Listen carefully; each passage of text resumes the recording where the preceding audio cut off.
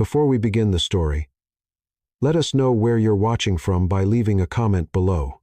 If you enjoy this video, don't forget to like and subscribe. Have a wonderful day. Enjoy the story, everyone. Ethan Harper, a millionaire, heir to a massive investment empire, and owner of an ego the size of the city, sat bored while flipping through a stack of resumes. His team had just hired a new employee, Sophia Bennett. But Ethan didn't care. Employees came and went like guests at his parties. The next morning, something unusual happened. Ethan woke up earlier than usual, which was rare, and went down to the living room. As he opened the door, he froze. There she was, Sophia, on her knees on the white marble floor, scrubbing a stubborn stain with such focus it looked like she was fighting a battle against the cleaning product. Ethan cleared his throat, waiting for her reaction. Sophia looked up for just a second and said simply, "Good morning, Mr. Harper," then went straight back to work as if he were just anyone. Ethan blinked, confused. That's it. No smile, no wide-eyed look at the view from the 50th floor. Nothing. It threw him off. He was used to being treated like a movie star. Instead, he was ignored like a living room lamp. He straightened up, flashed his best practiced smile, and walked over with the confidence of someone who always got what he wanted. "So, you're the new hire, right?" he began in a charming tone. "Must be amazing to work here. This penthouse was featured in magazines, you know." Sophia paused her, scrubbing, and raised one eyebrow, totally unfazed. "To me, a dirty floor is a dirty floor, whether it's in a magazine cover penthouse or a basement in Queens." Ethan stood speechless for a moment, then let out a forced laugh. "Wow, you're direct. I like that." He leaned in a little like he was telling a secret. "Did you know this marble was imported from Italy? It cost a fortune." Sophia glanced at the floor, then looked at him. "Interesting. Want me to scrub it in Italian, or is English fine?" Ethan's eyes widened. For the first time in a long while, someone wasn't just ignoring him. They were matching him word for word. And it didn't stop there. He moved in a bit closer, crossing his arms and casually showing off his expensive watch. "Well, it's not every day you meet someone like me, Sophia." She gave a half smile, dry and ironic. "Oh, sure. A millionaire who doesn't know where his own towels are. Super rare." Ethan burst out laughing, genuinely surprised. Normally that kind of remark would annoy him, but coming from her, it felt different. Sharp, funny, and real. No flattery, just honesty. He decided to go all in. "Listen, tomorrow there's a charity event at a 5-star hotel. Live music, important people, top-shelf champagne." He leaned a bit closer, confident. "I'd love for you to be my date." Sophia put down the cleaning brush, stood up slowly, and looked him straight in the eyes. "Mr. Harper, I'm not an accessory to show off at parties, and expensive champagne doesn't change the fact that at the end of the day, it's still just bubbly water." Ethan stood there, stunned. She had just turned him down without blinking. Sophia picked up the bucket, straightened up, and walked away, calmly, returning to her task as if nothing had happened. Ethan, on the other hand, remained frozen in shock. He wasn't used to hearing the word no, especially not from someone who cleaned his floors. But instead of upsetting him, it lit a spark, a mix of curiosity and fascination. "Who is this woman?" he thought. "And how is it possible that for the first time I want to win someone over and have no idea how to do it?" He smiled to himself, shaking his head. The game had just begun. Ethan spent the whole morning trying to stop thinking about Sophia, but it was no use. Every time he walked by the spotless marble she had cleaned, he remembered that sharp line about champagne being just water with bubbles. No one had ever summed up his life so bluntly and so cleverly. Around 2:00 the afternoon, he found her in the library. Sophia had her back turned, organizing books that probably cost more than her entire salary, but she handled each one like it was from a neighborhood public library. "So," Ethan leaned on the doorframe, trying to sound casual, "do you really think I'm the kind of guy you should stay away from?" Sophia didn't even turn around. "Mr. Harper, you're exactly the kind of man I crossed the street to avoid." Ouch. Ethan chuckled, more surprised than offended. That went straight to the heart. It wasn't meant for the heart, it was for the ego. Sophia finally turned, holding a book on philosophy Ethan had never touched. "The difference is the heart you take care of, the ego you deflate." Ethan shook his head, smiling in spite of himself. "You have an answer for everything, don't you?" "I have an honest answer for everything." That's different. She went back to the books, but Ethan didn't leave. He kept watching how Sophia worked. There was no rush, no sloppiness. Every movement was precise and respectful. It was as if she found dignity in any task. "Why do you avoid me?" he insisted, genuinely curious. Sophia sighed, putting a volume of Shakespeare back on the shelf. "Because men like you think money solves everything. You think you can buy people, feelings, situations." She looked straight at him. "And when you can't, you get confused like something in the world is broken."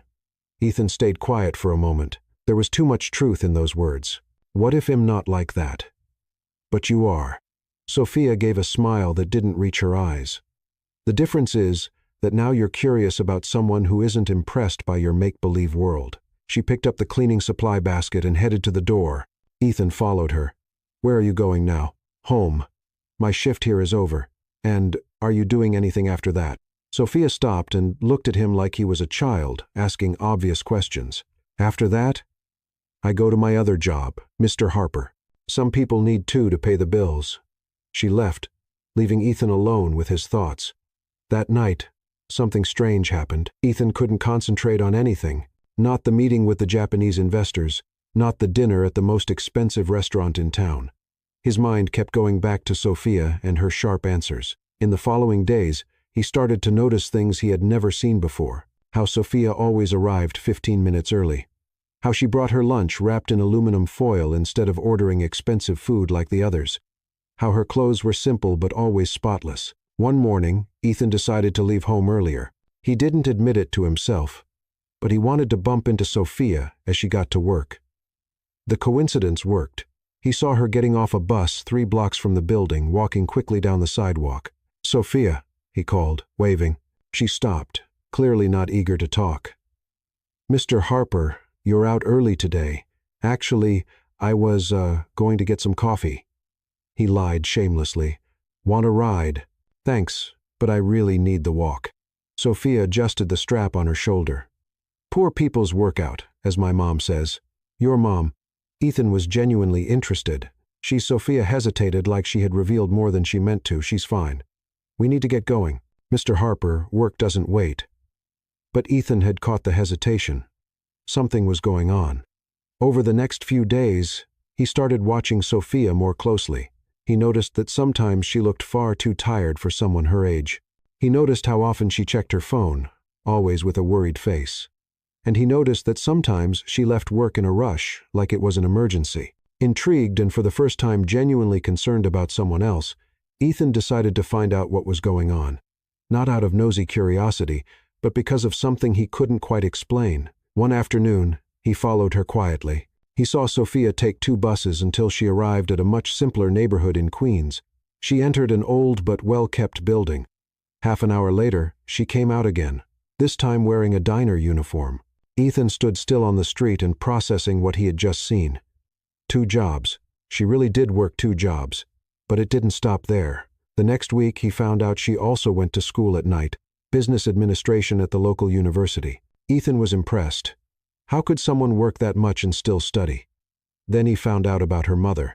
One Thursday afternoon, Ethan saw Sophia leaving work in a hurry, more worried than usual. He followed her again, this time to a hospital in the Bronx. From a distance, he watched her talk to a nurse, clearly upset. When Sophia left the hospital, she was crying silently. Ethan felt something strange in his chest. He didn't know what it was, but for the first time in his life, he wanted to help someone without expecting anything in return. The next day, he called his personal accountant. "Thomas, I need you to pay some medical bills for me." "Of course, Mr. Harper." "Whose bills?" Ethan gave him Sophia's mother's name and the hospital. He asked for full discretion. No one should know where the money came from. He thought he had done something good, a kind, generous gesture. 2 weeks later, Sophia knocked on his office door. The expression on her face was not good. "We need to talk, Mr. Harper." Ethan looked up from his papers, pretending to be surprised. "Of course. Come in. Have a seat." Sophia closed the door and remained standing, arms crossed. "You paid my mom's bills." It wasn't a question. It was a statement. Ethan tried to keep a straight face. "I don't know what you're talking about. Don't lie to me." Sophia walked closer to the desk. The hospital called and said an anonymous benefactor had paid everything. It took me 2 days of digging to find out it was you. Ethan sighed, giving up the act. So what? You needed help and I helped. The problem. Sophia placed her hands on the desk, leaning forward, is that I didn't ask for your help. And especially, I didn't ask for your pity. It wasn't pity. It was what? She interrupted. Charity. An investment to impress me. What exactly do you want from me, Mr. Harper? Ethan was speechless. For the first time, he didn't know how to respond. I saw you were going through a hard time and you decided to fix my life with money.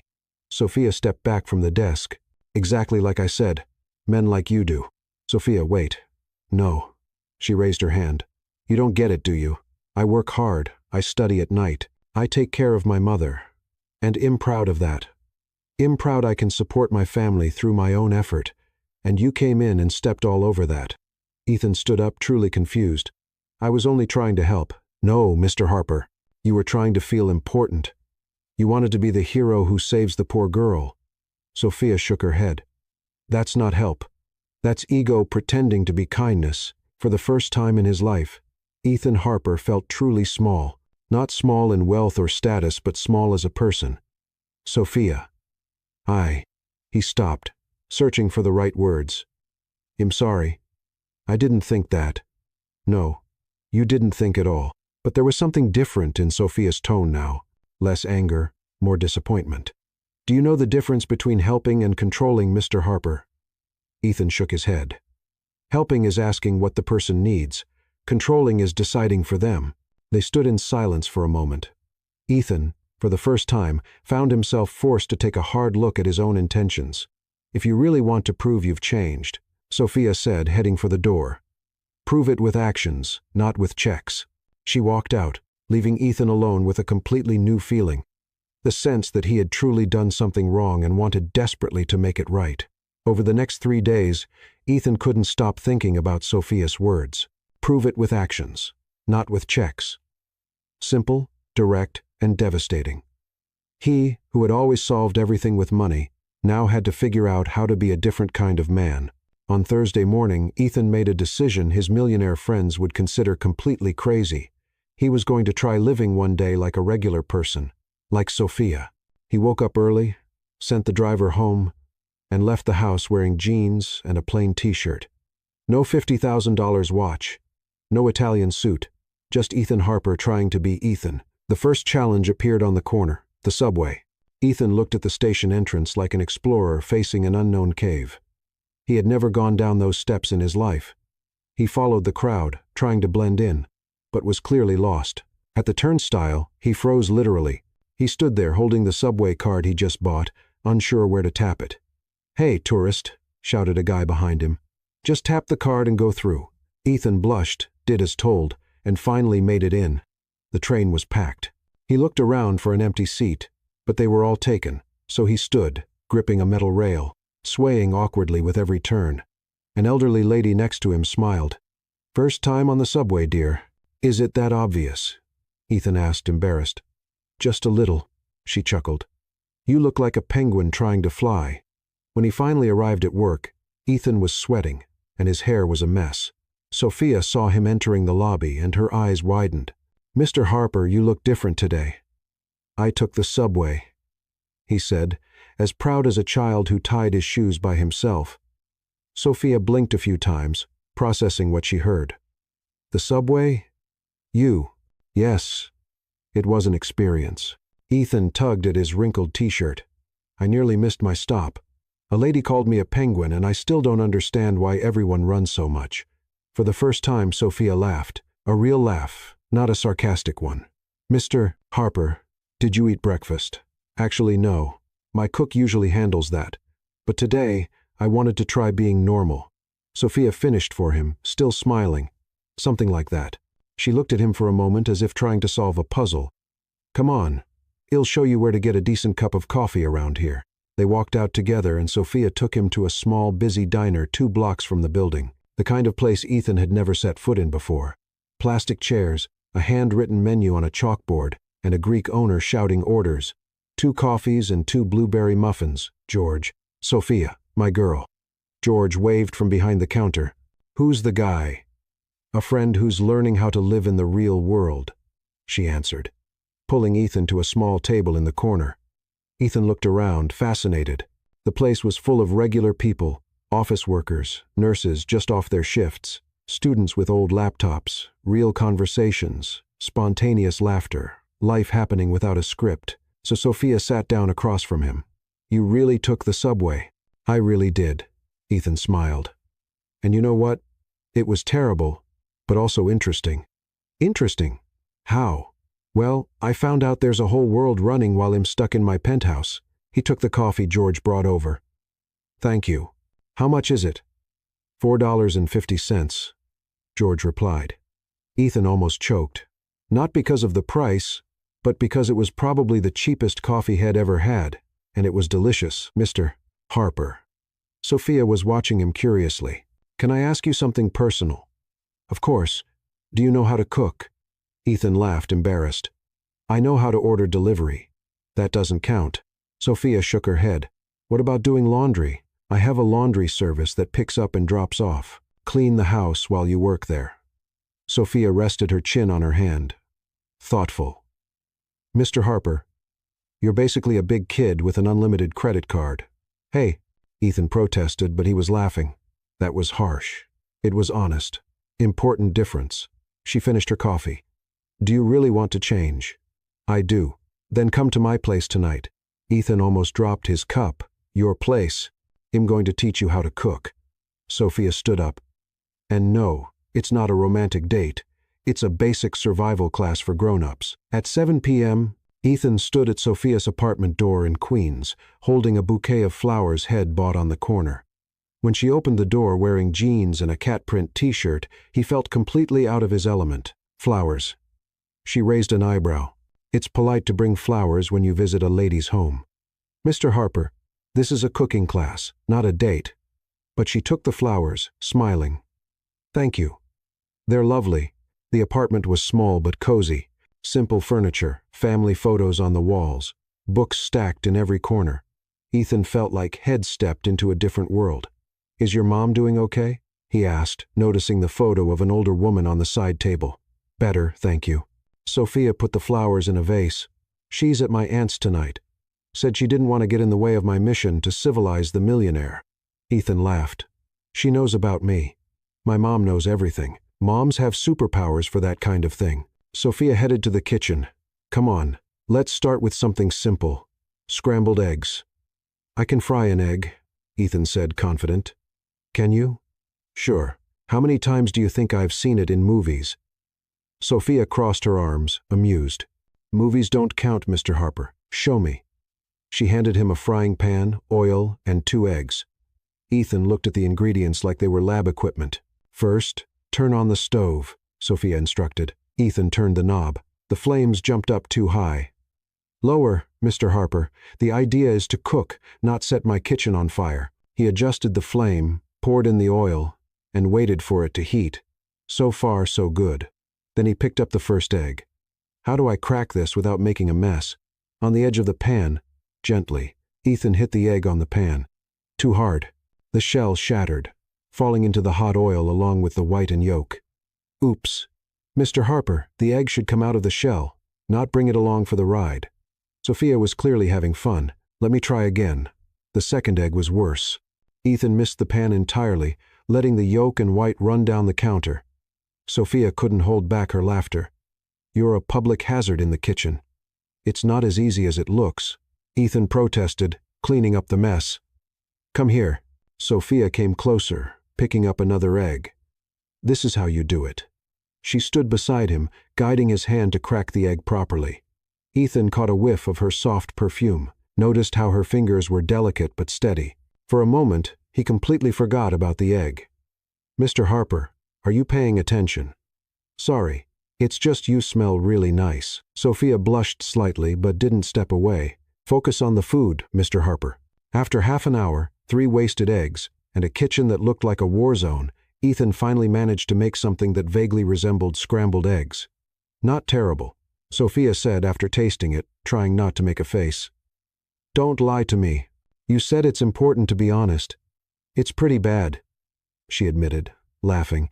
But it was your first try. Everyone starts somewhere. They sat at the small kitchen table eating slightly burned eggs and talking. For the first time, Ethan felt relaxed. He didn't need to impress anyone. He didn't need to be Ethan Harper, the millionaire. He could just be himself. Sophia, can I ask you something? Of course. Why are you helping me? I mean, after what I did. Because everyone deserves a second chance, she said, looking at him. And because for the first time, I see that you're really trying to change. How do you know, Mr. Harper? A man who's never taken the subway in his life and agrees to be humbled by scrambled eggs is clearly going through a transformation. She smiled. Or having a nervous breakdown. I'm not sure yet. Ethan laughed, and for the first time in weeks, he felt genuinely happy. Thank you for giving me this chance. It's too early for that. Tomorrow we're working on laundry. That might be dangerous. For your clothes, absolutely. They laughed together and Ethan realized something had changed between them. The boss and employee wall was coming down. They were just two people getting to know each other. When Ethan got up to leave, Sophia walked him to the door. Mr. Harper. Yes, my name is Sophia. You can just call me Sophia. Only if you stop calling me Mr. Harper. My name is Ethan. All right, Ethan. They looked at each other for a moment. The air between them felt different. Good. Ethan leaned in slightly, and Sophia didn't pull away. The kiss was gentle, hesitant at first, then more certain. When they pulled apart, both were smiling. Good night, Sophia. Good night, Ethan. Ethan walked down the stairs of the building feeling like a completely different man from the one who had come up. For the first time in his life, he had earned something that truly mattered. 2 days later, while working in the office with a smile he couldn't hide, his phone rang. A text message from a number he knew very well but had hoped never to see again. Hi, love. I'm back in New York. How about dinner tonight? I have news. Kisses, Victoria. Ethan stared at the message from Victoria Langley for at least 5 minutes, as if the words might magically change on the screen. They didn't. His ex-girlfriend was back, and he knew exactly what that meant. Trouble. Victoria had a special talent for showing up at the worst possible times, like a sudden tropical storm that destroys everything in its path. They had broken up 8 months ago after 2 years in a relationship that felt more like a business deal between two fortunes. Ethan was trying to decide whether to reply or pretend his phone had vanished into space when he heard a knock on the office door. Come in, he said, quickly putting the phone away. Sophia walked in with her cleaning supplies basket, smiling in that way that made Ethan's heart race since their kiss 2 days ago. Good afternoon, Ethan. How are the scrambled eggs? Did you manage to cook without setting the kitchen on fire? Actually, I tried again last night. He smiled back. Only called the fire department once, so I think I'm getting the better. Sophia laughed, shaking her head. You're impossible. She began organizing the papers on his desk. But at least you're trying. It was in these moments that Ethan realized how much his life had changed. 2 weeks ago, he barely noticed Sophia. Now she was the best part of his day. Sophia, would you like to have dinner with me tomorrow? Somewhere simple. No fancy champagne or tuxedo waiters. You know a place like that. She teased. Well, George recommended a pizza place in Brooklyn. Said they make the best homemade pizza in town. George, from the diner. Sophia looked genuinely surprised. You went back there every day this week. Ethan admitted a little embarrassed. The coffee is really good, and he taught me a few Greek phrases. Sophia gave him a look. Ethan couldn't quite read. Maybe affection. All right, but I'm paying for my half. Sophia, don't argue. It's half or I'm not going. Ethan was about to respond when he heard the sound of high heels in the hallway. Expensive ones, clicking with the confidence of someone who always knows where she's going. He knew that sound. The door opened without warning, and Victoria Langley walked in like she owned the place. Perfectly styled blonde hair, a red dress that cost more than Sophia's monthly salary, and a smile sharp enough to cut glass. Ethan, darling. She walked straight toward him, completely ignoring Sophia. You didn't answer my message. I thought maybe you were just too busy to check your phone. Ethan stood up automatically, more out of reflex than courtesy. Victoria, I wasn't expecting you here. Surprises are more fun, don't you think? Victoria finally noticed Sophia, who had stopped organizing papers and was watching them with quiet curiosity. Oh, I'm sorry. I didn't realize you had company. The way she said company made Ethan shrink a little inside. Victoria. This is Sophia. Sophia. Victoria. Sophia stepped forward and offered her hand. Nice to meet you, Mrs. Langley. Victoria looked at the extended hand like it was a poisonous snake, but gave it a quick shake. Pleasure's mine, dear. Her smile was sharp as a blade. You must be new here. I don't remember seeing you around during my past visits to Ethan. I've been working here for a few weeks, Sophia answered simply. Ah, I see. Victoria glanced around as if inspecting the decor. Ethan has always been generous with the staff.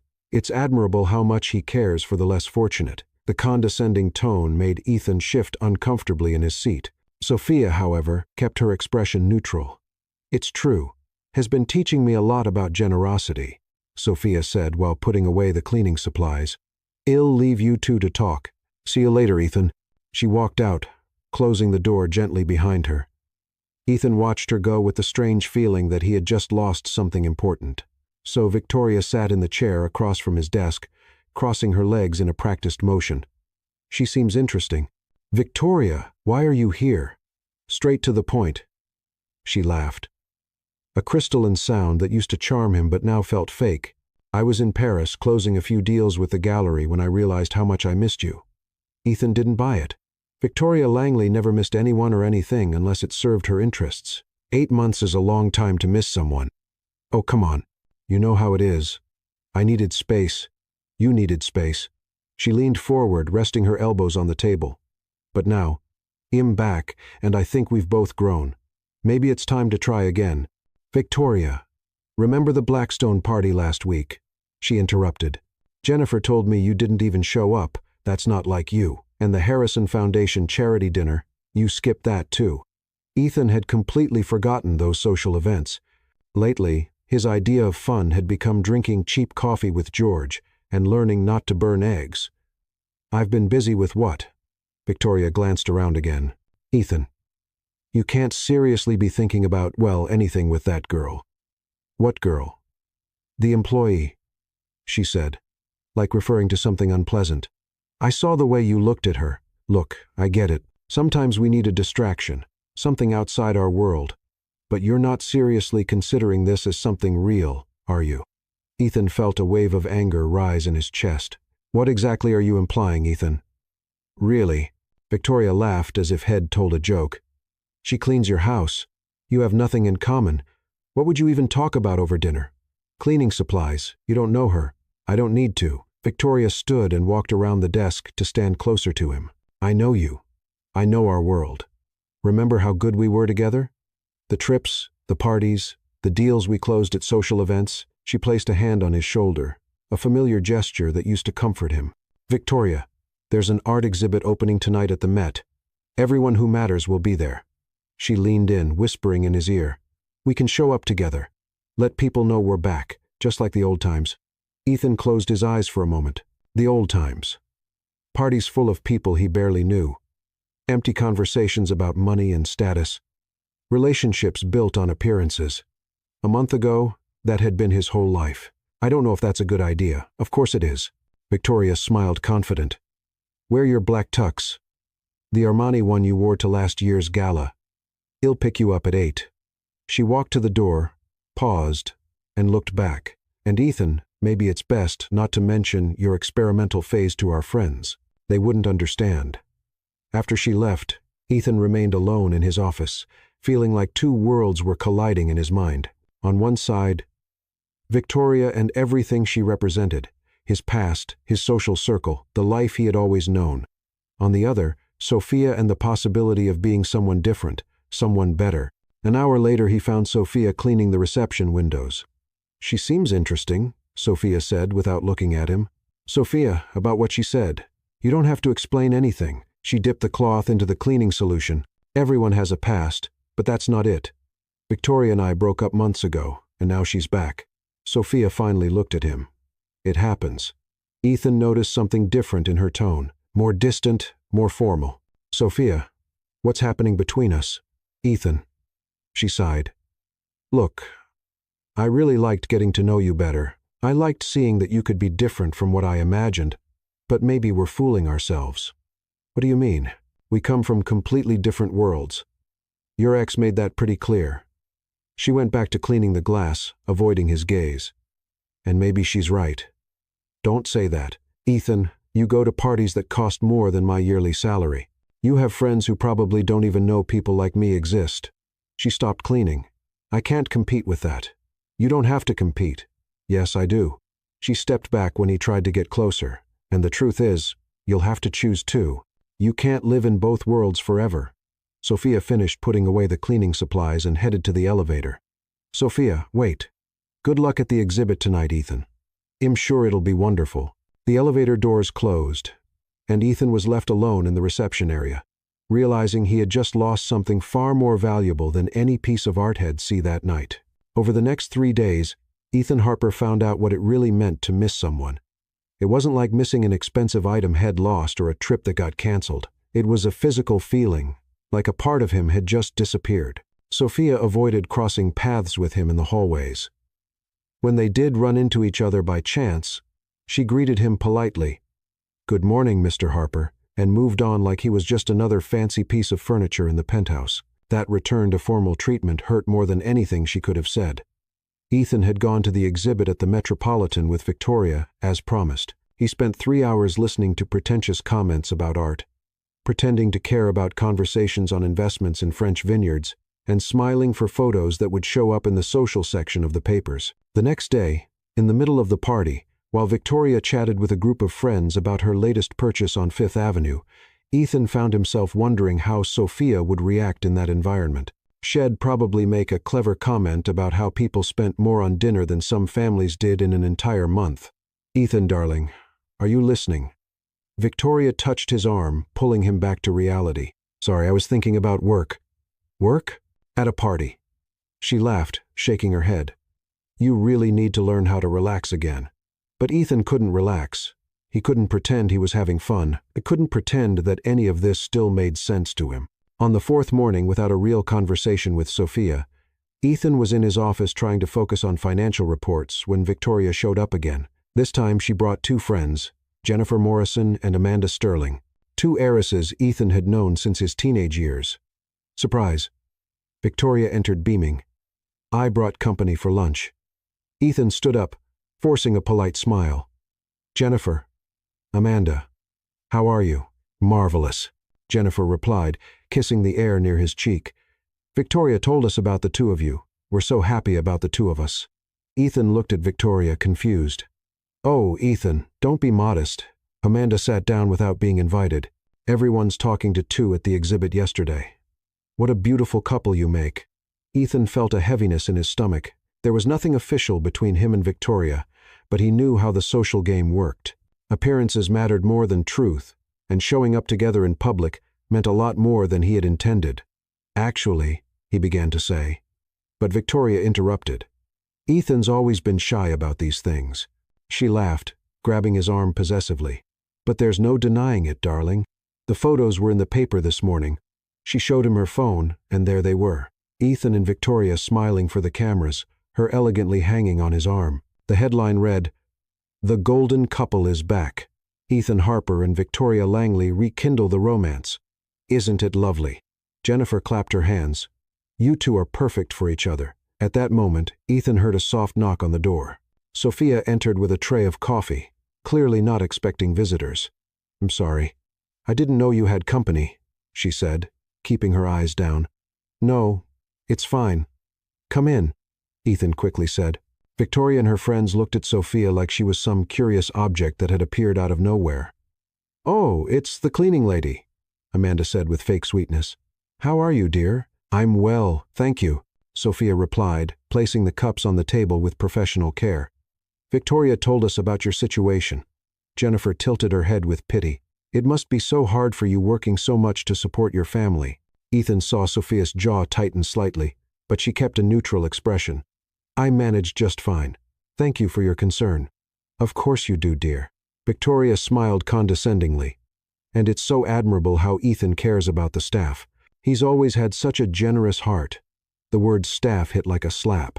Ethan saw Sophia tense up, but she quietly finished serving the coffee.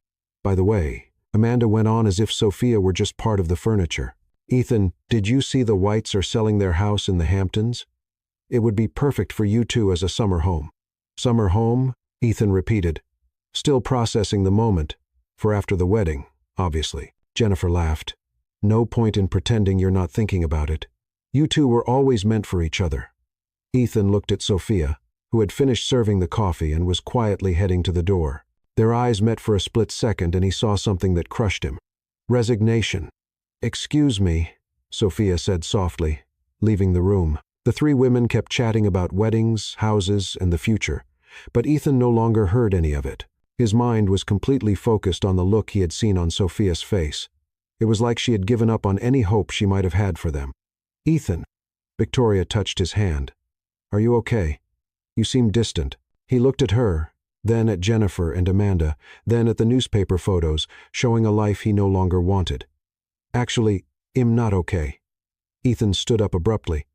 And I need to make something clear. What is it, dear? Victoria. We're not together, he said plainly, his voice echoing through the quiet office. The three women stared at him as if he had just announced he was moving to Mars. What do you mean? Amanda blinked, confused. We're not dating. We're not getting back together.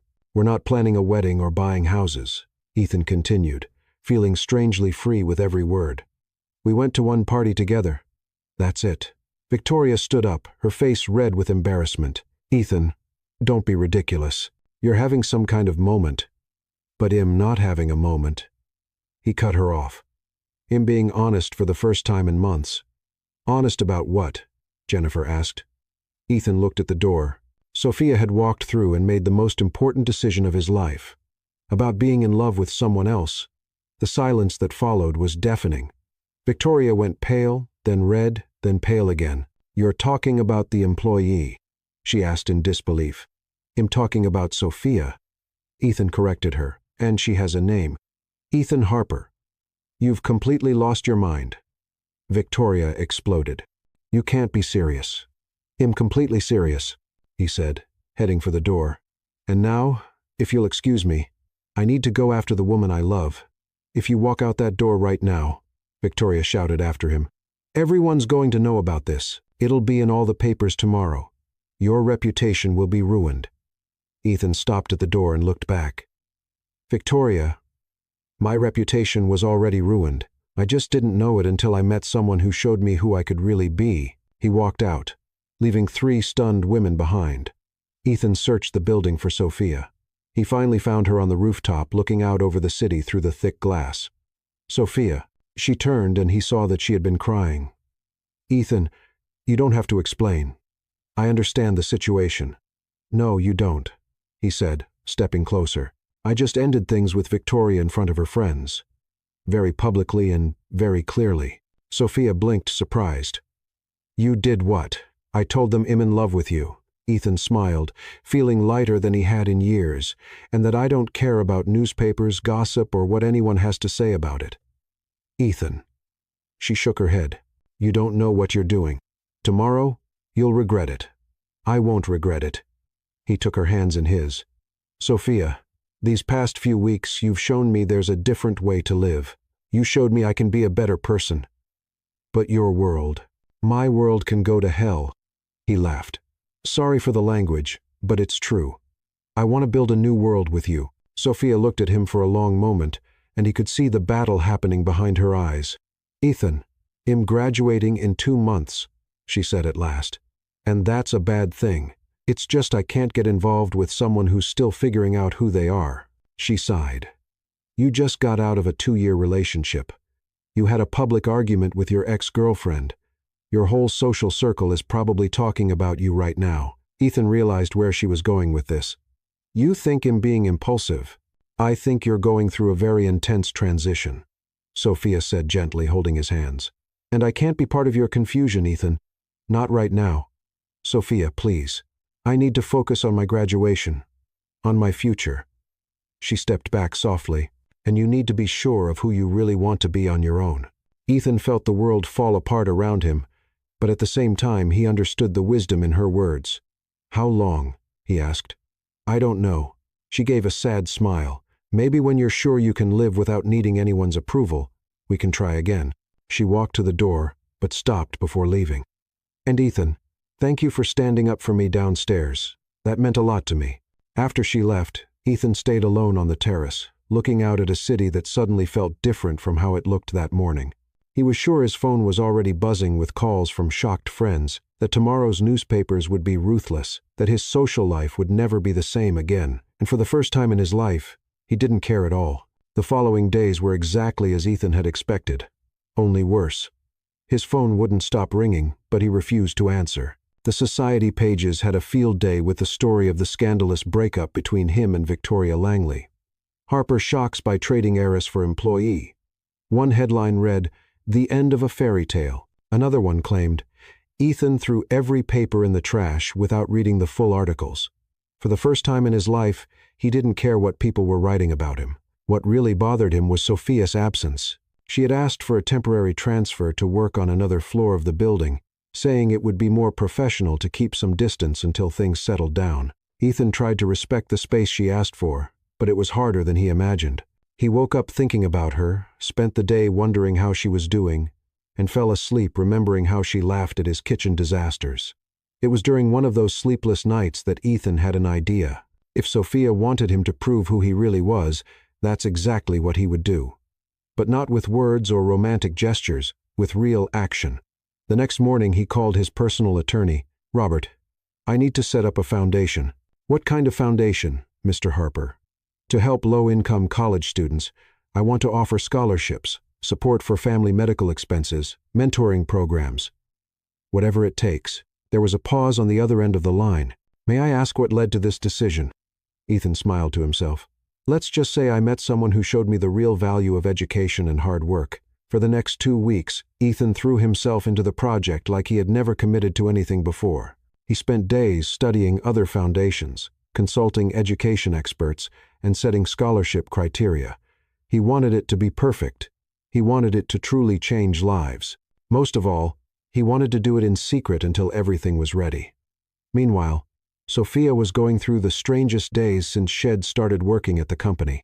Not seeing Ethan every day left a space she hadn't expected to feel. Working on the 15th floor, taking care of the manager's offices, she found herself thinking about him more than she wanted to admit. How was he handling the scandal in the news? Was he regretting his impulsive decision to break up with Victoria so publicly? "Sophia, are you okay?" asked Sarah, one of the receptionists. "You seem a bit distracted these days." "I'm fine."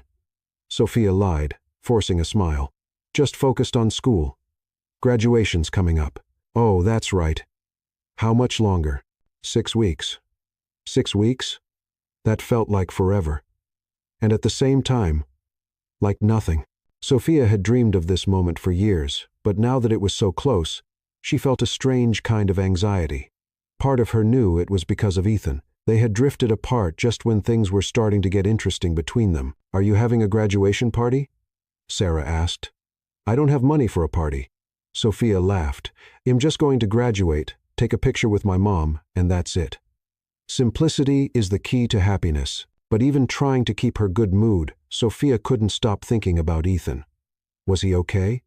Had he gone back to his world of parties and shallow living? The answer came unexpectedly. 3 days later, Sophia was having lunch at George Diner when she overheard 2 women talking at the next table. "Did you see the pictures of Ethan Harper at the Sterling Industries party last night?" One of them said. Sophia tried not to listen, but it was impossible. "I did. He looked amazing as always, and he was with that gorgeous brunette, Amanda Sterling. Looks like he got over that whole thing with the ex-girlfriend and the employee pretty fast." Of course, he did. Men like him don't stay single for long. Sophia felt her stomach tighten. She grabbed her phone and against her better judgment looked up news about Ethan Harper.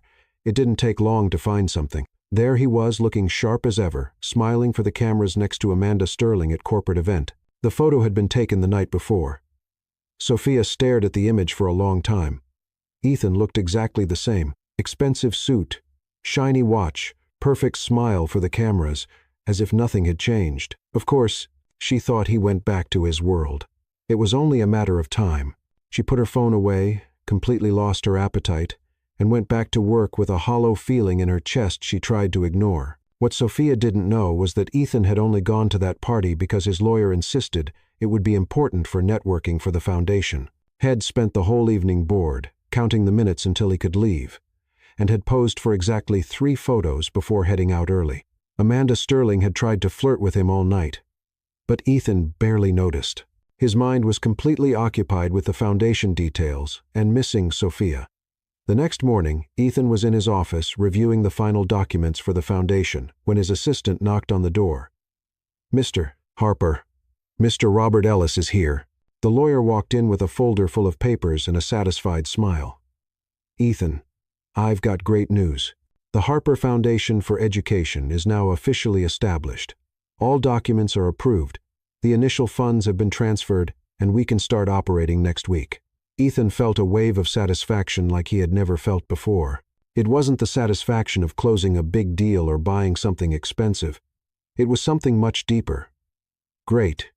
What about the scholarship criteria?" "Exactly as you requested.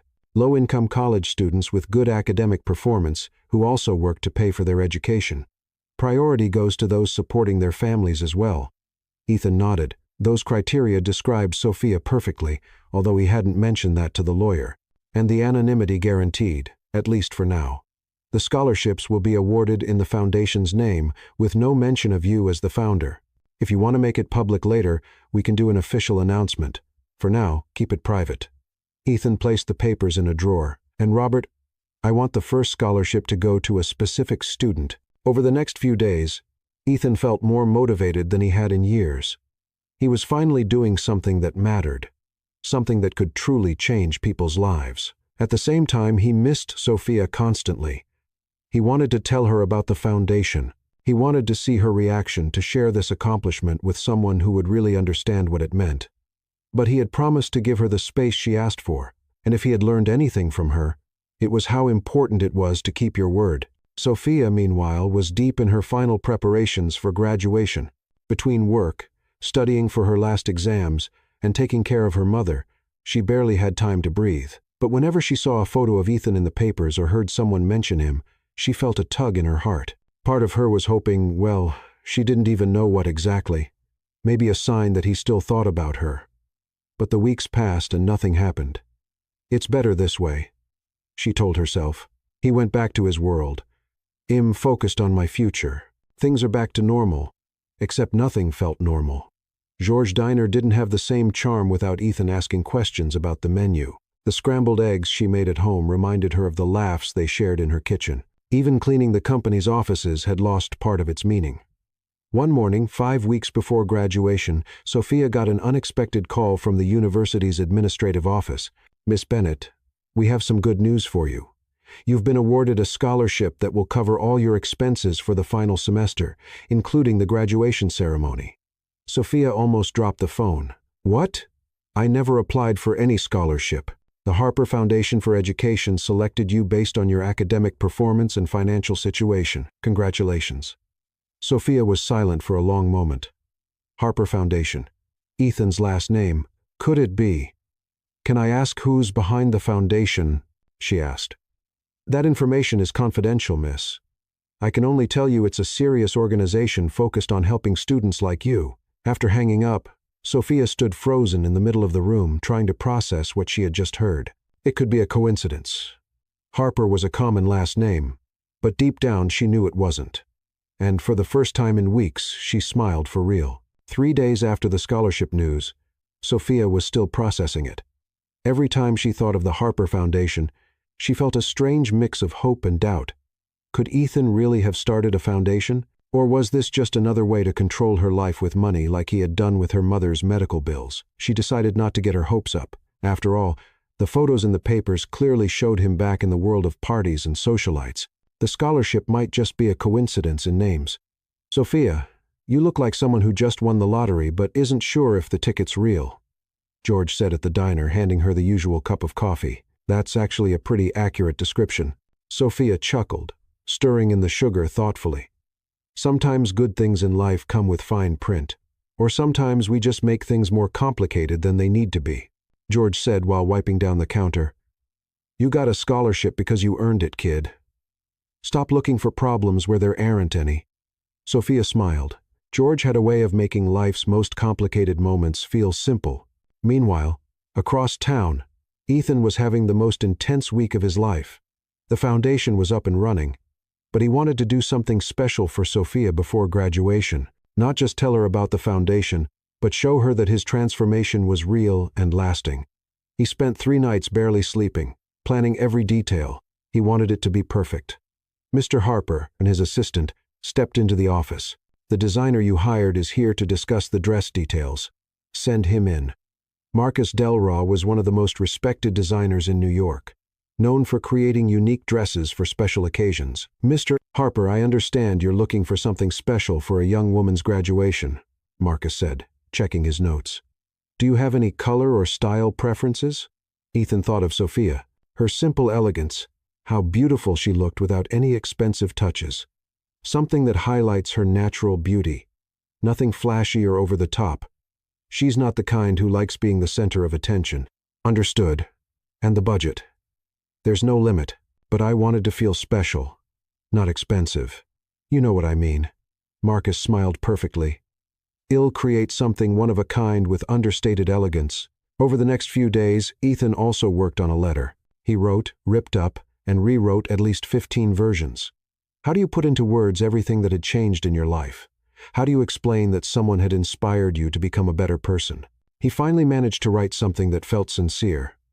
"Sophia, you taught me that a person's worth isn't in what they own, but in who they are. You taught me that real generosity doesn't come from writing checks, but from actions.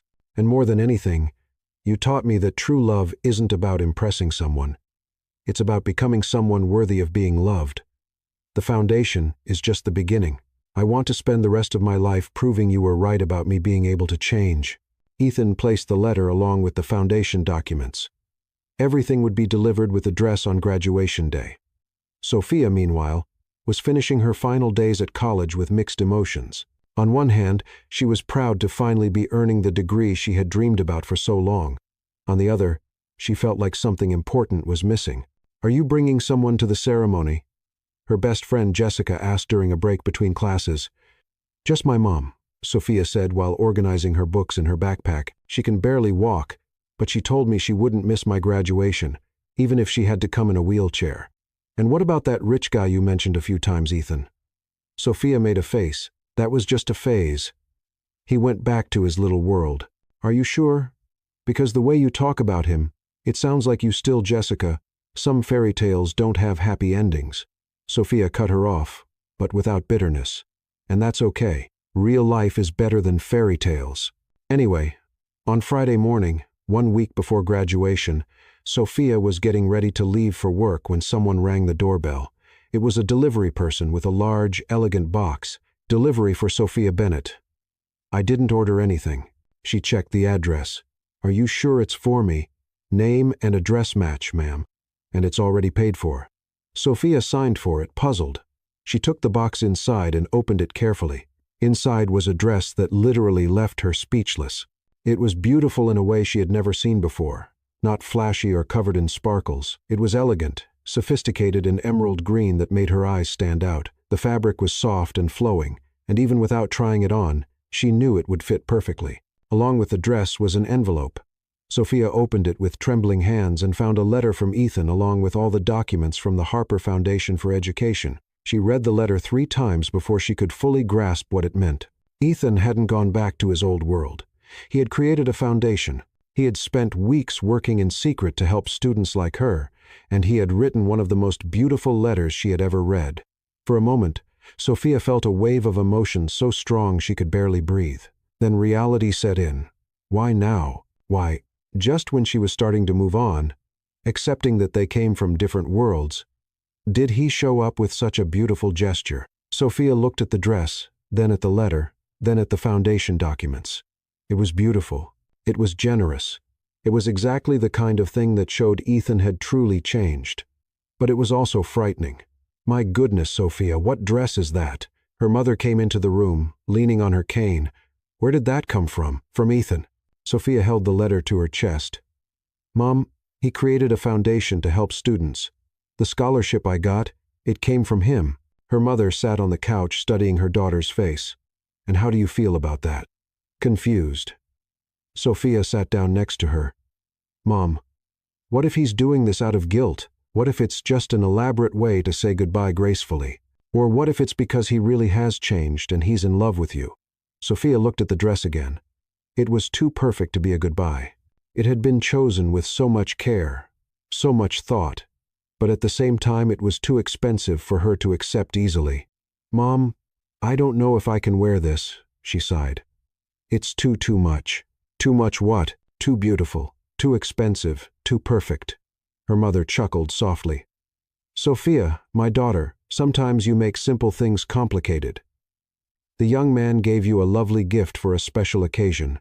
If you like him, and from what I see, you do accept the gift. But what if it's a goodbye, and what if it's not? Sophia sat in silence, looking at the letter in her hands. Are you going to wear the dress? Her mother asked gently. I don't know. Sophia folded the letter carefully. I need to think.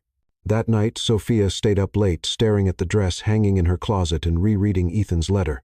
Part of her wanted to believe it was real, that he had changed, that the foundation was sincere, that the dress was a declaration of love. Another part was afraid to be fooled again, afraid to find out it was just another attempt to impress her with money. The next morning, she did what she always did when she felt confused. She went to work, but when she got to the office, she found out from Sarah at the front desk that Ethan had left on a business trip and wouldn't be back until after graduation. Sophia's heart sank. He had sent the dress and disappeared. He wasn't going to be at her graduation. He wouldn't be there to explain the letter, to talk about the foundation, to make his intentions clear. That afternoon, alone at home, Sophia looked at the dress one more time and finally understood what it meant. It wasn't a declaration of love. It was a graceful goodbye. Ethan had created the foundation out of guilt, sent the dress as one final kind gesture, and now he was stepping away for good. It was beautiful, generous, and final. Sophia sat on her bed and, for the first time since she had met Ethan Harper, she truly cried. Graduation night came faster than Sophia expected. She woke up that Saturday morning with a strange mix of excitement and sadness. It was the day she had dreamed about for 4 years, but she didn't feel the way she thought she would. Sophia, are you going to wear the green dress? Her mother asked over breakfast, trying to sound casual. I don't know, Mom.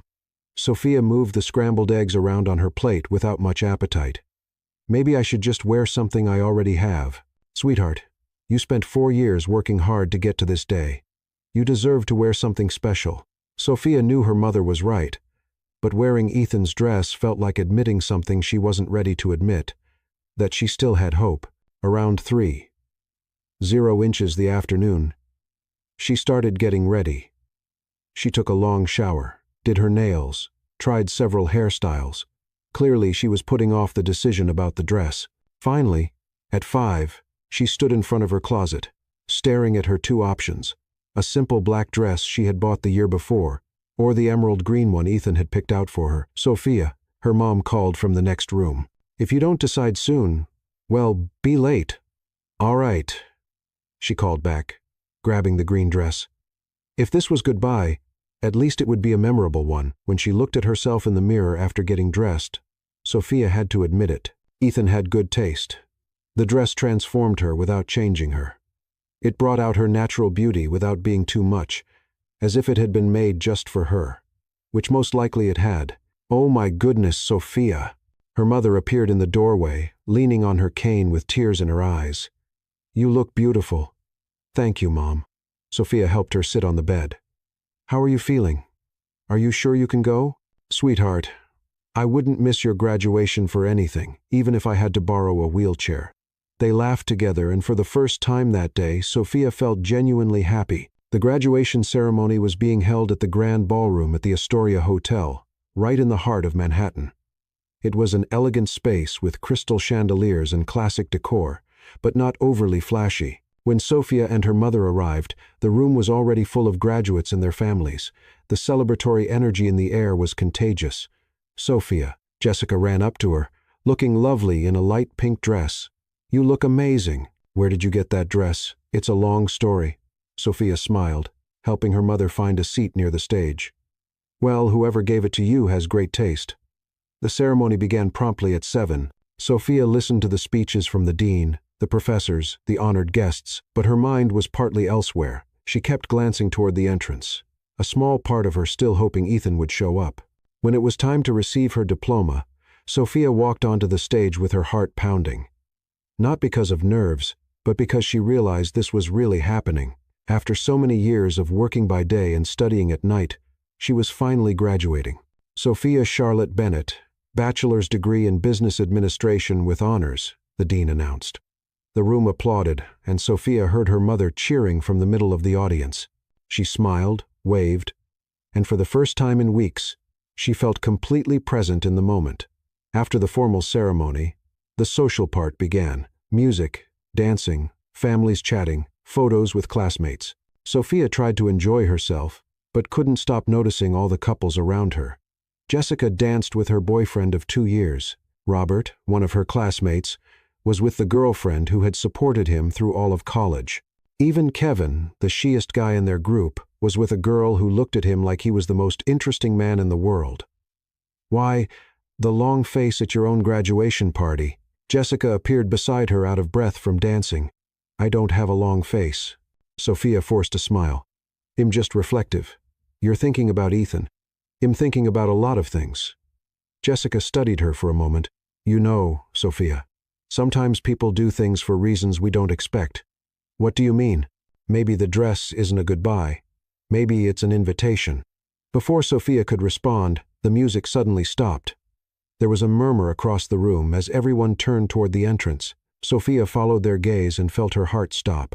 Ethan Harper was standing at the ballroom entrance wearing the most elegant suit she had ever seen. It wasn't flashy. It was simply perfect.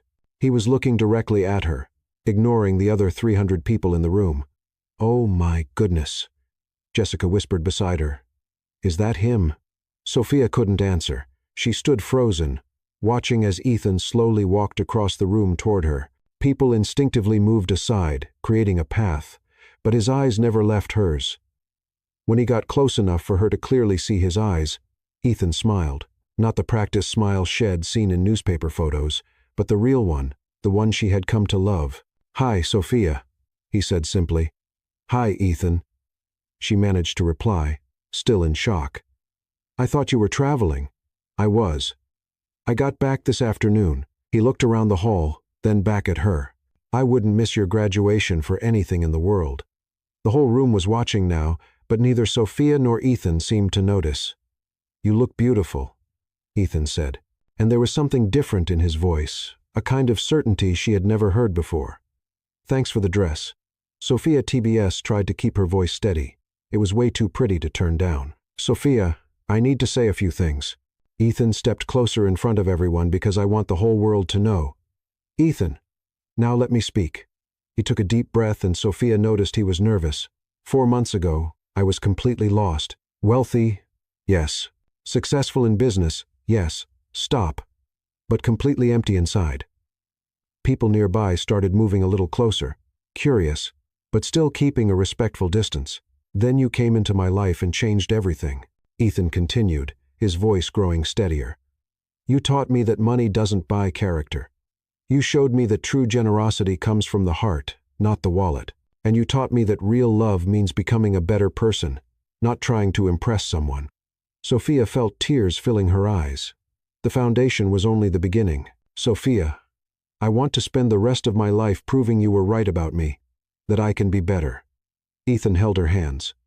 I want to build a life with meaning. I want to help people the way you help me. And most of all, I want to do all of it with you by my side. The room had gone completely silent now. Even the music had stopped. To everyone's surprise, especially Sophia's, Ethan got down on one knee right in the middle of the room. Sophia, Charlotte Bennett, he said, taking a small box from his pocket. Will you marry me? The hall burst into whispers of surprise and emotion. Sophia heard her mother crying with joy somewhere in the crowd. She heard Jessica squeal with excitement right beside her, but all she could see were Ethan's eyes, waiting for her answer. Ethan, she began, and her voice cracked. I know it's crazy to ask you this here and now on your graduation day, he said quickly, but I've spent weeks trying to plan the perfect moment, and then I realized any moment with you is perfect." Sophia looked at him on his knee in front of her, at the simple but beautiful ring in the box, at the room full of people waiting for her answer. She thought about the past few months, about the changes she had seen in Ethan, about the foundation he had created, the dress he had picked so thoughtfully, the letter that showed a genuine transformation, and most of all, she thought about how much she had missed him in these last few weeks. "Get up," she said at last. Ethan looked confused but stood up. "People are staring, and you know how much I hate being the center of attention." Sophia smiled through her tears. "So yes, Ethan Harper," she said loud enough for the whole room to hear. "I'll marry you." The room erupted into applause and cheers. Ethan slipped the ring onto her finger and kissed her as 300 people celebrated with them. When they finally pulled apart, both were laughing and crying at the same time. "I can't believe you did this." Sophia shook her head. "At my graduation, in front of everyone. I wanted them to know I'm not playing around," Ethan said, cupping her face in his hands. "That this is real. It's forever." "Are you sure?" she asked. "Because from now on, there's no going back to your old life." "My old life?" Ethan smiled. "Sophia, my life now is wherever you are." And finally, for the first time in months, Sophia believed him completely. The minutes after Sophia's yes were a blur of emotion, hugs, and congratulations. Jessica nearly knocked her over with excitement. Her mother was laughing and crying at the same times and co-workers she barely knew came over with genuine smiles to congratulate her. "I can't believe you actually did this here," Sophia kept saying to Ethan, shaking her head as she admired the ring on her finger. "At my graduation in front of half the world. I wanted everyone to know I'm serious," Ethan said, gently fixing a lock of her hair that had come loose in all the excitement. "Besides, you say you hate being the center of attention. But look at you now, glowing. Are you saying I enjoy drama, Mr. Harper?" "I'm saying you look radiant, future Mrs. Harper." Sophia laughed, feeling a lightness she hadn't felt in months. "Future Mrs. Harper, I'm still getting used to how that sounds." "We've got time," Ethan said, holding her hand. "A whole lifetime." The DJ, sensing the moment, put on a slow, romantic song. People in the hall naturally made room in the center, creating an impromptu dance floor. "Would you like to dance with your fiancé?" Ethan asked, offering his hand. "My fiancé?" Sophia repeated the word, trying out how it sounded. "That's going to take a while to get used to." They moved to the center of the room, and Ethan gently pulled her into his arms. Sophia rested her head on his shoulder, finally letting herself relax completely. "You know," she whispered in his ear, "I never imagined my graduation night would end with a proposal, and I never imagined I'd propose to someone who first turned me down over expensive champagne. You remember that." Sophia lifted her head to look at him. "I remember every word you said to me from the very first day," Ethan said, spinning her gently, "especially the part about fizzy water. In my defense, it's still just fizzy water. In my defense, you were absolutely right." They laughed together, dancing as if they were the only two people in the room. Other couples joined in around them, but Sophia hardly noticed. For the first time in months, she felt like she was exactly where she was meant to be. "Ethan," she said after a few minutes, "can I ask you something serious?" "Of course. Are you absolutely sure this is what you want?" She stopped dancing for a moment because after today, there's no going back. Everyone's going to know, it'll be in the papers tomorrow. Your high society friends will talk about this for months. Ethan gently held her face in his hands. "Sophia, 6 months ago, I cared about what the papers said about me. Today, the only opinion that matters to me is yours. And what if you get tired of living like regular people?" she pressed. "What if you start missing the parties, the fancy dinners, that glamorous life? You want the truth." Ethan smiled. "The last time I had real fun at a party was in your kitchen, eating burnt eggs and laughing at your jokes about my cooking disasters.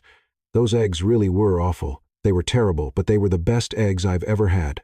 Sophia laughed, finally allowing herself to believe that this might actually be real and lasting. "All right, Ethan Harper." She moved in closer to him. "If you're sure, then I am too." "I'm sure." "Then let's do this, right," she said with a playful smile. "But first, just so you know, I'm going to want a simple ceremony. No 500 guests or flowers that cost more than a car. Simple sounds perfect, and I'm going to keep working I'm not going to turn into some decorative wife who spends the day at the beauty salon. I wouldn't expect anything less from you. And if you go back to being arrogant or full of yourself, I'll remind you who you were before you met me. You can count on that. Ethan laughed. Any other conditions? Yes. Sophia leaned in and whispered in his ear. You're going to have to learn how to really cook. I can't spend the rest of my life rescuing you from kitchen fires. That'll be the hardest part of this marriage. They went back to dancing, lost in their own bubble of happiness, when the music was suddenly cut off by a commotion near the entrance to the hall. People started turning and murmuring, creating a wave of curiosity and tension. What's going on? Sophia asked, trying to see over the crowd. Ethan looked toward the entrance, and his face tightened. Trouble. Victoria Langley had just walked into the room, flanked by two men in suits.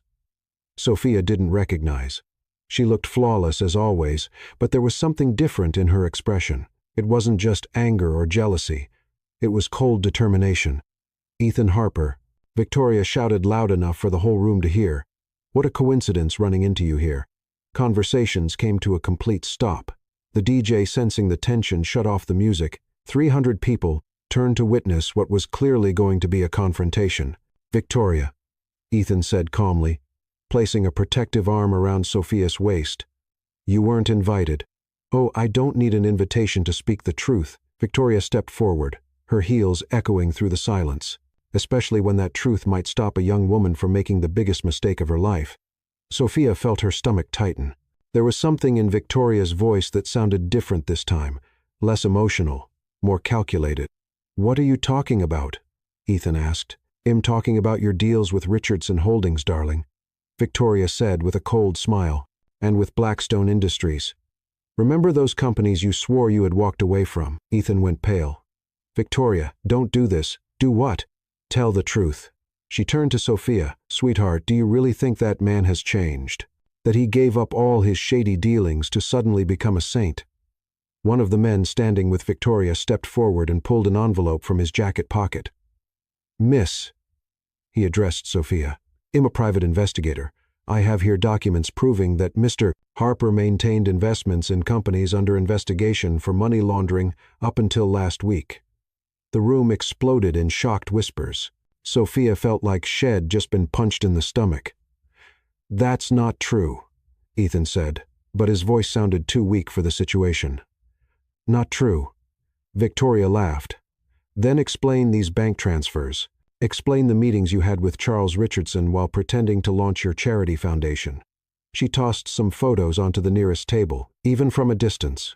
Sophia could see Ethan leaving a commercial building, clearly in a business meeting. Sophia turned to him, searching his eyes for some kind of explanation. Tell me it's not true. Sophia, I can explain.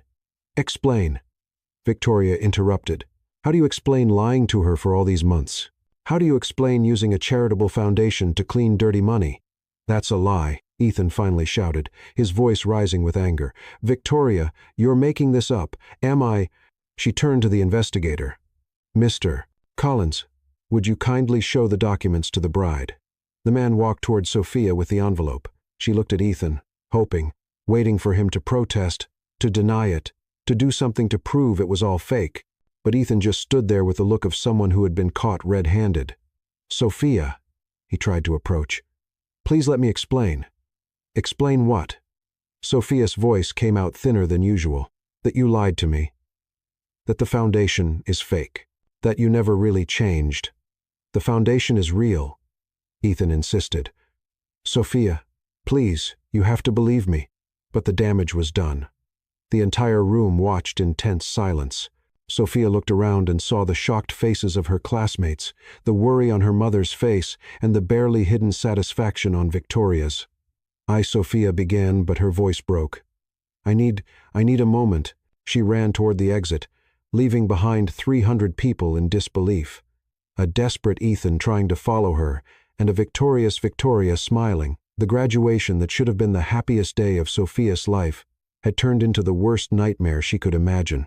Sophia only made it as far as the hotel hallway before her legs gave out.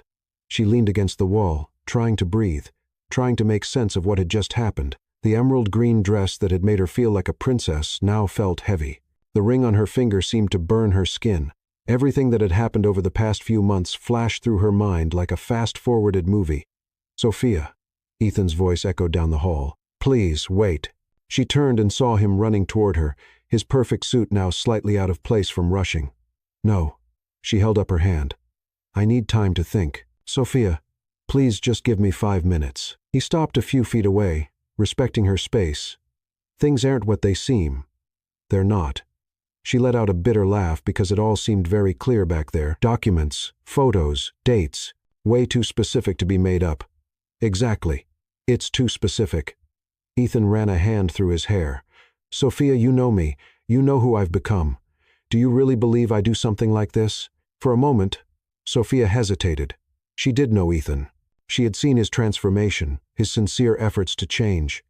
"But the evidence, I don't know what to believe anymore," she admitted.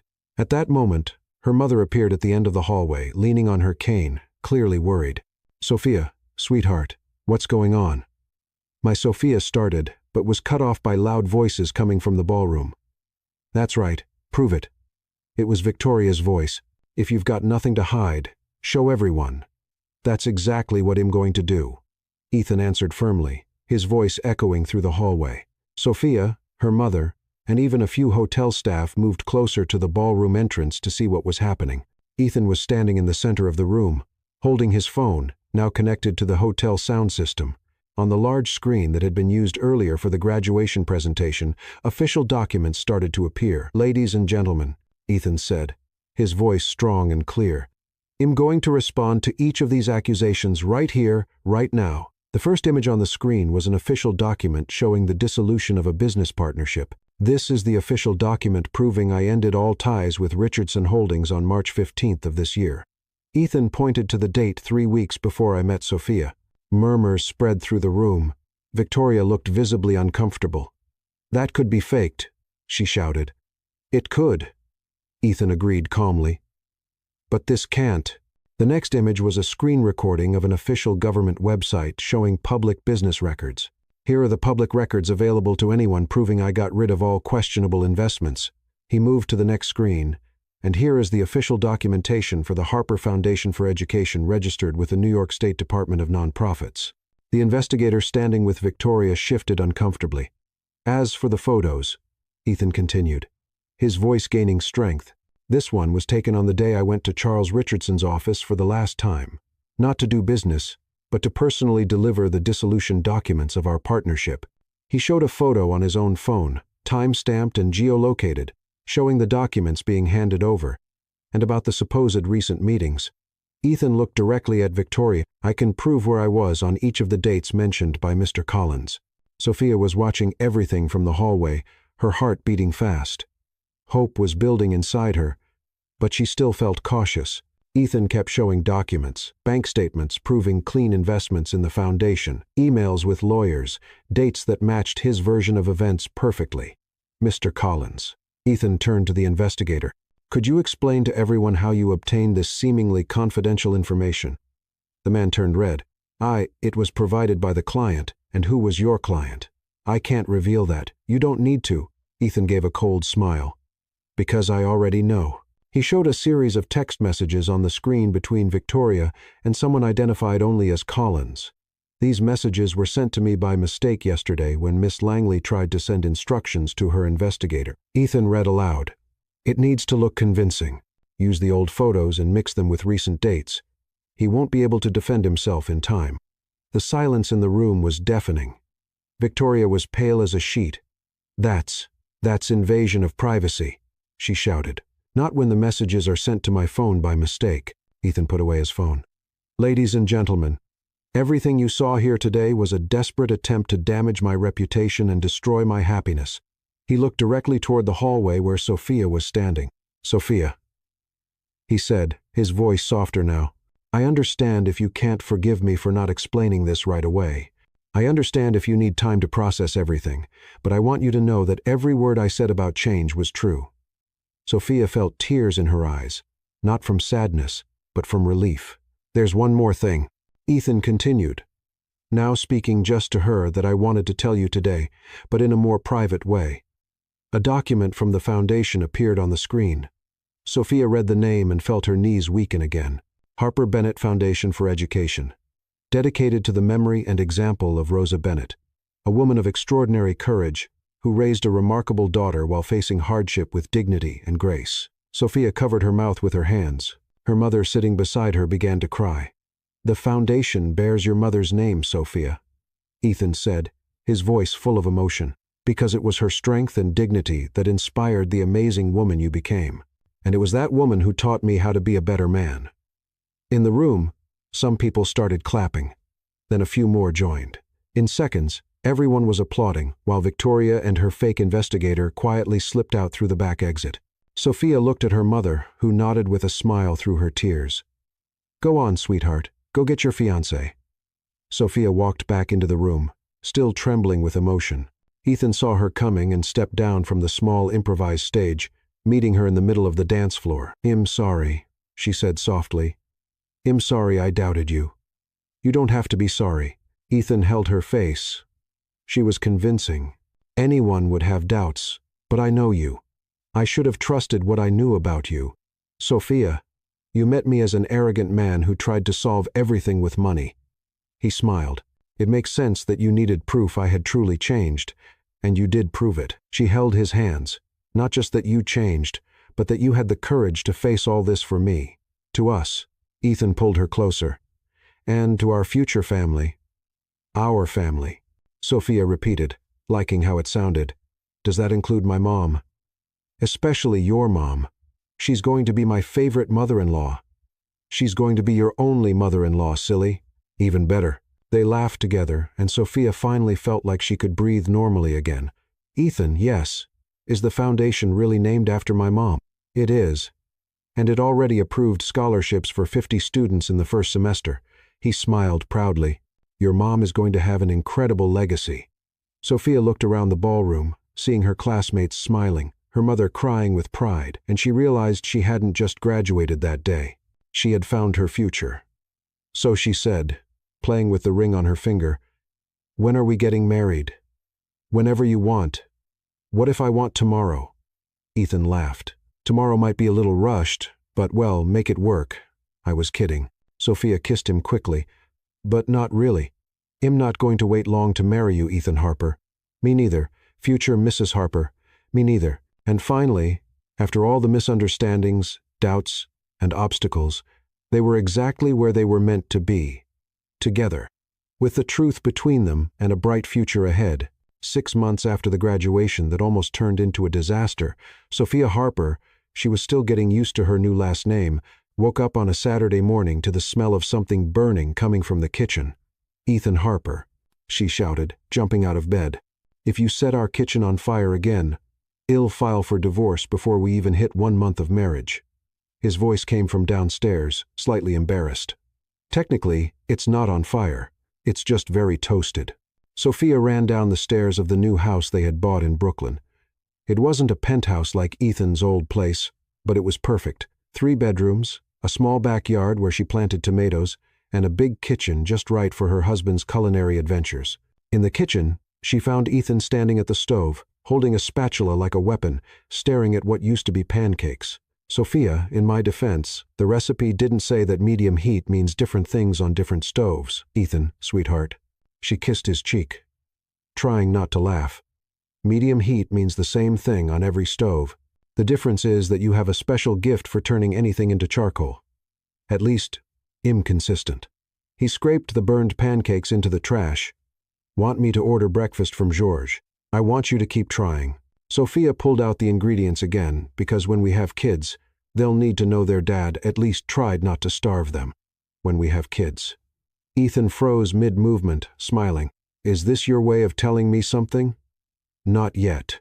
She blushed a little. "But someday, and when that day comes, you'll need to know how to make pancakes without burning the house down." They spent the rest of the morning trying to make a decent breakfast. Ethan managed to make pancakes that were only slightly burned, which for him was practically a culinary masterpiece. "You know," Sophia said, eating a pancake that still tasted a bit like smoke, "I never thought I'd spend Saturday mornings teaching a former millionaire how not to burn the kitchen down." "Former millionaire." Ethan pretended to be offended. "I'm still technically a millionaire. I've just changed how I use the money. And it was true. Over the past 6 months, Ethan had completely transformed his life.